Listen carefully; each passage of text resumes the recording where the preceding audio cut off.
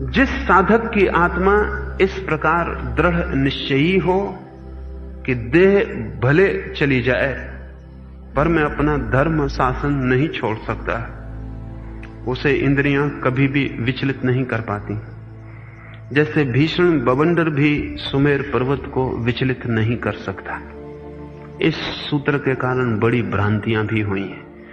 ऐसे सूत्र कुरान में भी मौजूद हैं, ऐसे सूत्र गीता में भी मौजूद हैं, और उन सब ने दुनिया में बड़ा उपद्रव पैदा किया है। उनका अर्थ नहीं समझा जा सका और उनका अनर्थ समझा गया है। इस तरह के सूत्रों की वजह से अनेक लोग सोचते हैं कि अगर कोई धर्म पे खतरा आ जाए, धर्म पे मतलब हिंदू धर्म पर, जैन धर्म पर, तो अपनी जान दे दो, क्योंकि महावीर ने कहा है कि चाहे देह भली चली जाए मैं अपना धर्म शासन नहीं छोड़ सकता। तो अनेक शहीद हो गए नासमझी में। और मजा यह कि जैन धर्म पकड़ा कभी है ही नहीं, छोड़ने से डर रहे हैं। सिर्फ जैन घर में पैदा हुए, पकड़ा कब था जो आपसे छूट जाएगा। हिंदू धर्म नहीं छोड़ सकते, बस जब छोड़ने का सवाल आता तभी पकड़ने का पता चलता, और कभी पता नहीं चला। मस्जिद में नहीं जा सकते क्योंकि हम मंदिर में जाने वाले, लेकिन मंदिर में गए कब?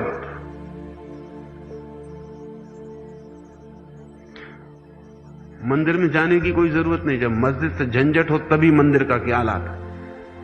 इसलिए बड़ा मजा है जब हिंदू मुस्लिम दंगे होते हैं, तभी पता चलता है कि हिंदू कितने हिंदू, मुस्लिम कितने मुस्लिम। तभी पता चलता है कि सच्चे धार्मिक कौन। नहीं चलता। मामला क्या है? जिस धर्म को आपने कभी पकड़ा ही नहीं, उसको छोड़ने का कहां सवाल उठता है। जन्म से कोई धर्म नहीं मिलता, क्योंकि जन्म की प्रक्रिया से धर्म का कोई संबंध ही नहीं। जन्म की प्रक्रिया है बायोलॉजिकल, जैविक, उसका धर्म से कोई संबंध नहीं। आपके बच्चे को मुसलमान के घर में बड़ा किया जाए, मुसलमान हो जाएगा। हिंदू के घर में बड़ा किया जाए, हिंदू हो जाएगा। ईसाई के घर में बड़ा किया जाए, ईसाई हो जाएगा। तो ये जो धर्म मिलता है, ये तो संस्कार है, शिक्षा है घर की। इसका जन्म से, खून से कोई लेना देना नहीं है। ऐसा नहीं कि आपके बच्चे को पहले दिन पैदा हो और ईसाई घर में रख दिया जाए तो कभी वो पता लगा ले कि मेरा खून हिंदू का है। इस भूल में मत पड़ना। लोग बड़ी भूलों में रहते हैं। माताएं कहती हैं लड़के से कि मेरा खून, और बच्चा पैदा हो, जैसे मैटरनिटी होम में बच्चा पैदा होते हैं, 20 बच्चे एक साथ रख दिए जाएं जो अभी अभी पैदा हुए, और 20 माताएं छोड़ दी जाएं, एक ना खोज पाएगी कौन सा बच्चा उसका। आंख बंद करके बच्चे पैदा करवा दिए जाएं, 20 बच्चे रख दिए जाएं, 20 माताओं को छोड़ दिया जाए, एक मां न खोज पाएगी कौन सा खून उसका है। कोई उपाय नहीं।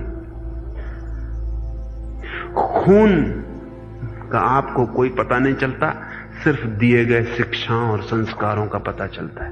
खोपड़ी में होता है धर्म, खून में नहीं। तो किसको मिला मौका आपकी खोपड़ी में डालने का धर्म, वही धर्म आपका हो जाता है।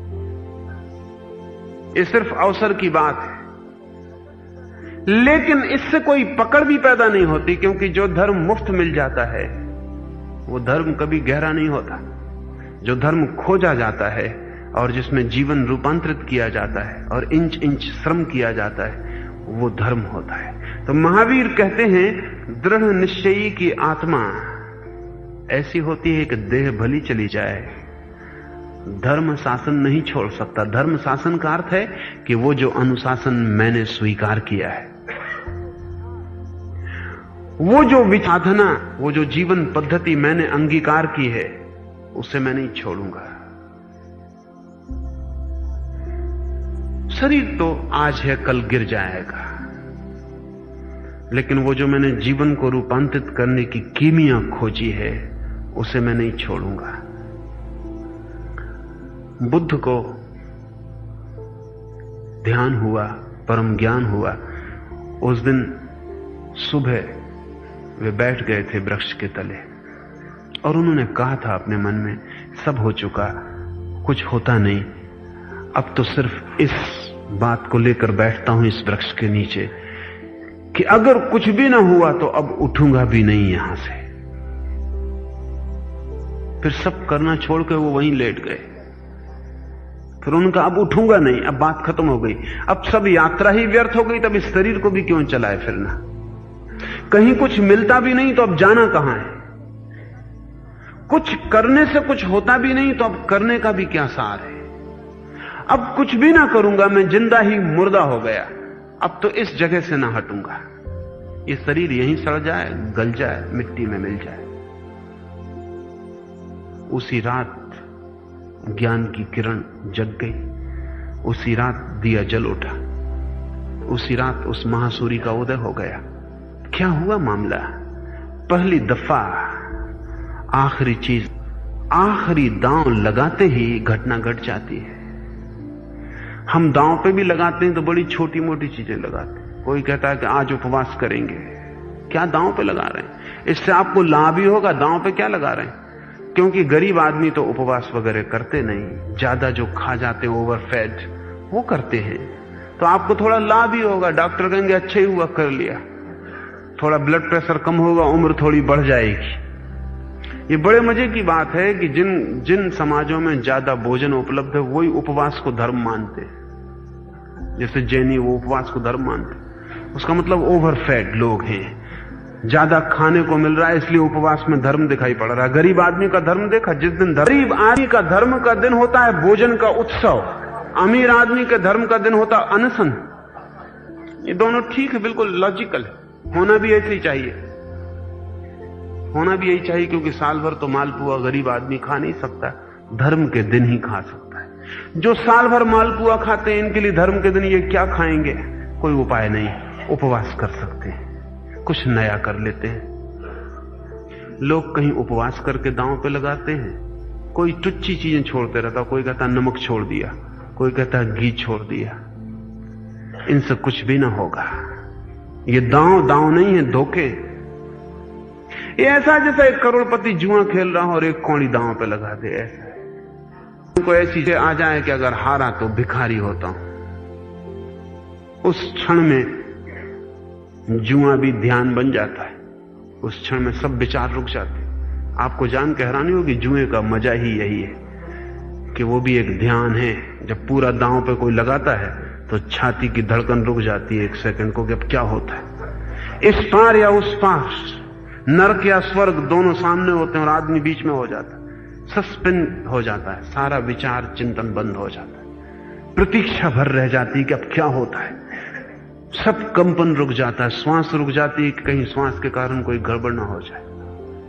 उस क्षण में जो थोड़ी सी शांति मिलती है वही जुए का मजा है। इसलिए जुए का इतना, वो अलग तरकीबों से ध्यान की झलक लेते रहते हैं, जुए से भी मिलती है झलक, पर झलक का है कि दांव की।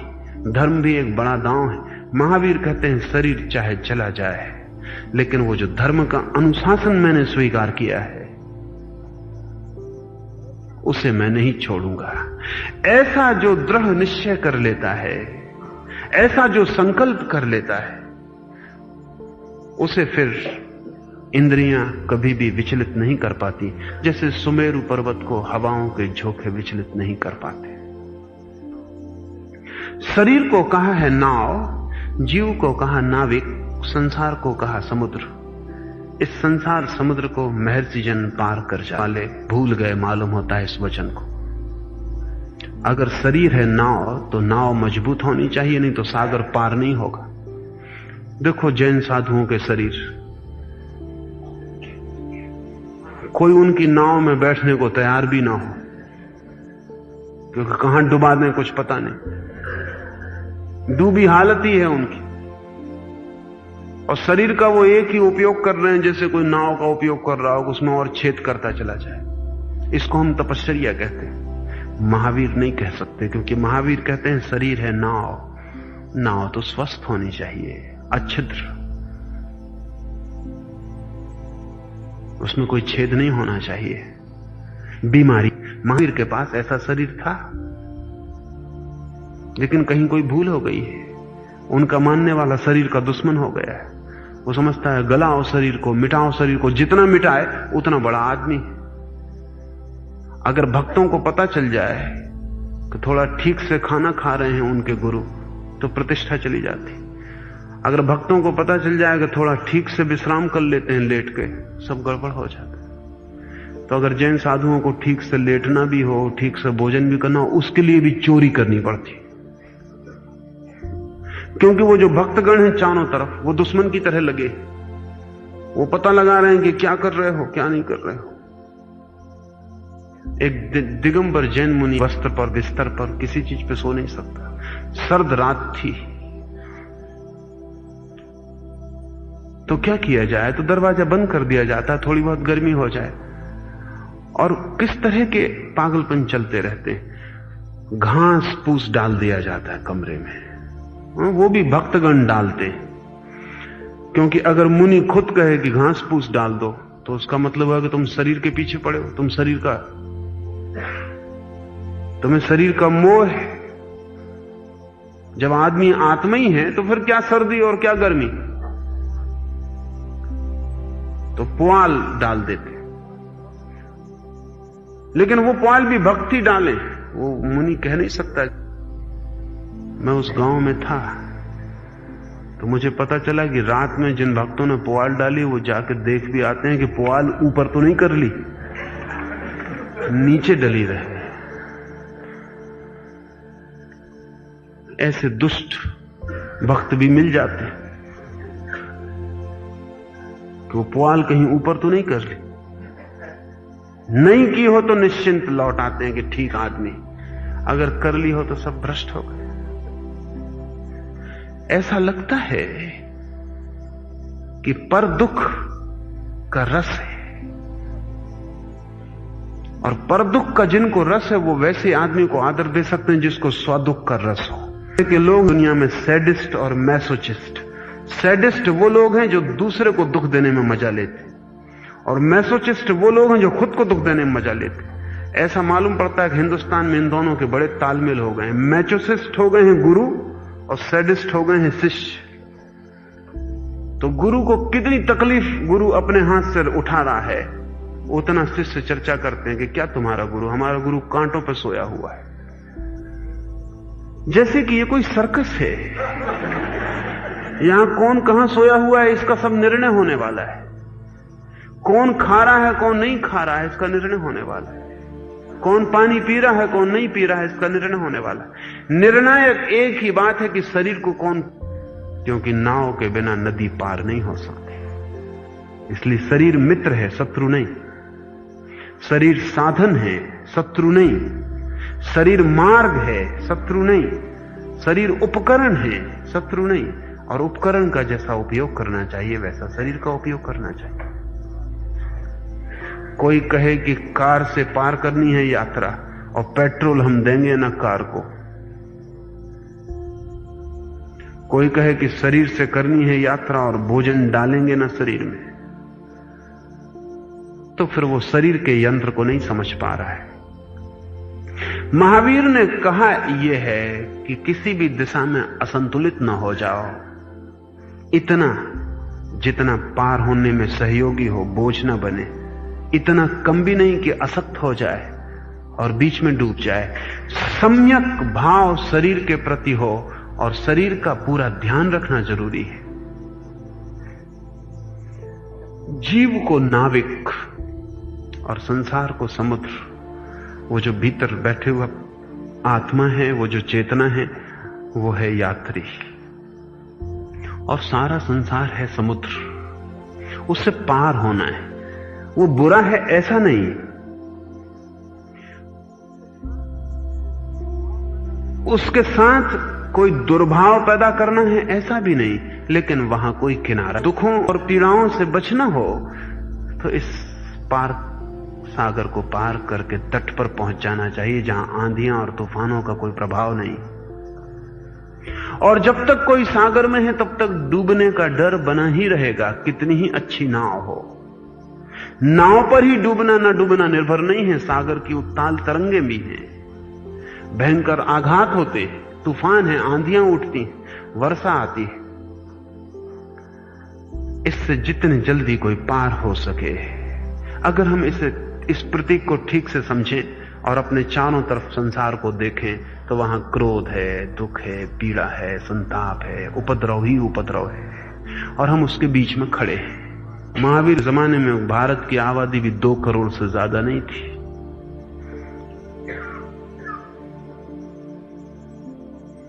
अब भारत दुनिया को मात किए दे रहा आबादी में। अब तो ऐसा समझो जमीन हमने बचनी नहीं दी, समुद्री समुद्र हुआ जा रहा है।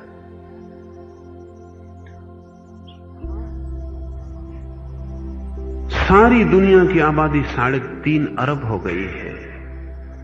इस सदी के पूरे होते होते भारत की आबादी 1 अरब होगी। आदमियों का सागर है, और आदमियों के सागर में आदमियों की वृत्तियों, इंद्रियों, क्रोध, रोष, मान, अपमान, उन सब का भयंकर सागर में तूने पैदा करता। जैसे मैं एक सागर में एक पत्थर फेंक दूं तो वो एक जगह गिरता है, लेकिन उसकी लहरें पूरे सागर को छूती। जब एक बच्चा इस जगत में पैदा होता तो एक पत्थर और गिरा, उसकी लहरें सारे जगत को छूती। वो हिटलर बनेगा कि मुसोलिनी बनेगा कि तोजो बनेगा कि क्या बनेगा, कुछ कहा नहीं जा सकता। उसकी लहरें सारे जगत को कपाएंगी। ये जो सागर है हमारा, इसको महर्षि जन पार कर जाते हैं। सांसारिक आदमी और धार्मिक आदमी में एक ही है फर्क। सांसारिक आदमी वो है जो इस सागर में गोल गोल चक्कर काटता रहता है।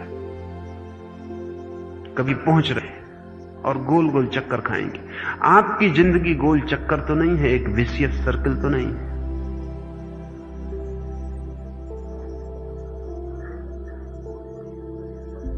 क्या कर रहे हैं आप? गोल गोल घूम रहे हैं। कल जो किया था वही आज भी कर रहे हैं, वही परसों भी किया था, वही पूरी जिंदगी किया है, रोज रोज वही और जिंदगियों में भी किया है। एक ही नाव का डांड मालूम पड़ती चल रही और आप गोल गोल घूम रहे हैं। धार्मिक आदमी गोल नहीं घूमता, एक सीधी रेखा में तट की तरफ यात्रा करता है। दोनों डांड हाथ में होने चाहिए, दोनों पतवार। न तो बाएं आप किस दिन तट पर पहुंच पाएंगे। संयम का इतना ही अर्थ है कि दोनों तरफ विषमताएं हैं, भोग की है, त्याग की है, दोनों के बीच संयम। नरक की, स्वर्ग की, दोनों के बीच संयम। सुख की, दुख की, दोनों के बीच संयम। शत्रु भी झुकाते हैं, मित्र भी झुकाते हैं, दोनों के बीच संयम। कोई ना झुका पाए और आपकी नाव बीच में चल पाए। ऐसा अगर आप बीच में नाव को चला सकें सीधी रेखा में, तो किसी दिन आप तट पर पहुंच सकते हैं। लेकिन सीधी रेखा में चलने वाले आदमी के अनुभव बदल जाएंगे। उसके जीवन में पुनरुक्ति नहीं होनी चाहिए। जिसके जीवन में पुनरुक्ति हो रही है वो आदमी गोल गोल घूम रहा है।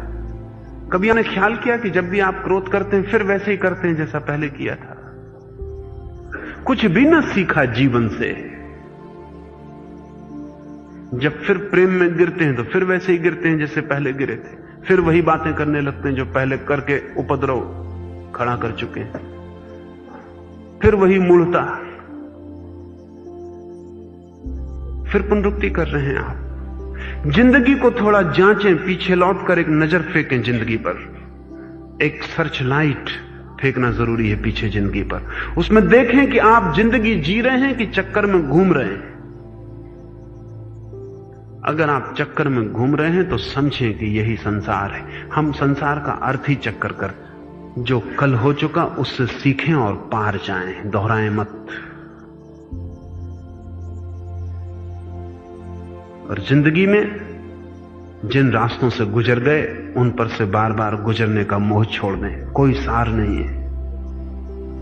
जहां से गुजर गए वहां से गुजर ही जाएं, उसको पकड़े मत रखें। कल किसी ने गाली दी थी, वो बात हो गई, उस रास्ते को अब छोड़ दें, आगे बढ़ें। लेकिन वो गाली अटकी हुई है। जिसके मन में कल की गाली अटकी हुई है वो वहीं रुक गया। उसने गाली को मील का पत्थर बना लिया, जमीन में गाड़ दिया खंबा, और उसने कहा अब हम यहीं रहेंगे, अब हम आगे नहीं जाते। अगर आपको कल अब भी सता रहा है बीता हुआ कल, तो आप वहीं रुक गए हैं। अगर इसको हम सोचें तो हम बोल दे तो एकदम चीख मार के नाचने कूदने लगेंगे। आप भूल जाएंगे कि आप क्या कर रहे हैं। अगर आपका चित्र उतार लिया जाए या आपको स्मरण दिलाया जाए तो ये शायद आप जब 5 साल के बच्चे थे, जो करते वही आपने किया। मतलब मनोवैज्ञानिक कहते हैं आपका रिग्रेशन हो गया, आप पीछे लौट गए बचपन में, उस खूंटे पे पहुंच गए जहां आप बंधे। इसलिए मनस्विद किसी भी व्यक्ति की मानसिक बीमारी दूर करना चाहते हैं तो पहले उसके अतीत जीवन में उतरते हैं, खासकर उसके बचपन में उतरते हैं। वो कहते हैं जब तक हम तुम्हारा बचपन न जान लें तब तक हम जान नहीं सकते तुम कहां रुक गए हो, कहां रुक जाने से तुम्हारा सारा उपद्रव पैदा हो रहा है। हम सब रुके हुए लोग हैं, गति नहीं है जीवन में, यात्रा नहीं है। नई घड़ी में ख्याल नहीं आता कुछ, पुरानी घड़ी पर जरा ध्यान करना चाहिए। दीवाल घड़ी का पेंडुलम जाता है बाएं दाएं, घूमता रहता है। जब वो दाएं जाता है तब ऐसा लगता है कि अब बाएं कभी ना आएगा, वहां भूल कर रहे हैं आप। जब वो दाएं जा रहा है तब वो बाएं आने की ताकत जुटा रहा है, मोमेंटम इकट्ठा कर रहा है। वो बाएं जा ही इसलिए रहा है कि दाएं जाने की ताकत इकट्ठी हो जाए, फिर वो दाएं जाएगा। जब वो दाएं जाता तब फिर बाएं जाने की ताकत इकट्ठी करता, और इसी तरह वो घूमता रहता। हम में से एक आदमी कहता है कि उपवास करना है, ये अब बाएं जा रहे हैं, अब ये फिर भोजन जोर से करने की ताकत जुटाएंगे। देर नहीं लगती, क्योंकि एक अति से दूसरी पर लौट जाने में कोई अड़चन नहीं। बीच में रुकना कठिन है, भोगी संयम पर आ जाए ये कठिन है, त्याग पे जा सकता है। त्यागी भोग में आ जाए ये आसान है, संयम में आना कठिन है। एक उपद्रव से दूसरा उपद्रव चुनना आसान है, क्योंकि उपद्रव की हमारी आदत है। उपद्रव कोई भी हो उसे हम चुन सकते हैं। बीच में रुक जाना, निरुपद्रवी हो जाना अति कठिन है। महावीर संयम को सूत्र कहते हैं धर्म का। ये शरीर है नाव, इसका उपकरण की तरह उपयोग करें। ये आत्मा है यात्री आनंद का, उसे महावीर ने मोक्ष कहा है, उसे ही बुद्ध ने निर्वाण कहा है, उसे जीसस ने किंगडम ऑफ गॉड कहा है, ईश्वर का राज्य कहा है। कोई भी हो नाम, जहां हम हैं उपद्रव में, वहां वो नहीं है। इस उपद्रव के पार कोई तट है जहां कोई आंधी नहीं छूती, जहां कोई तूफान नहीं उठता, जहां सब शून्य और शांत है। इतना ही। अब हम कीर्तन करें।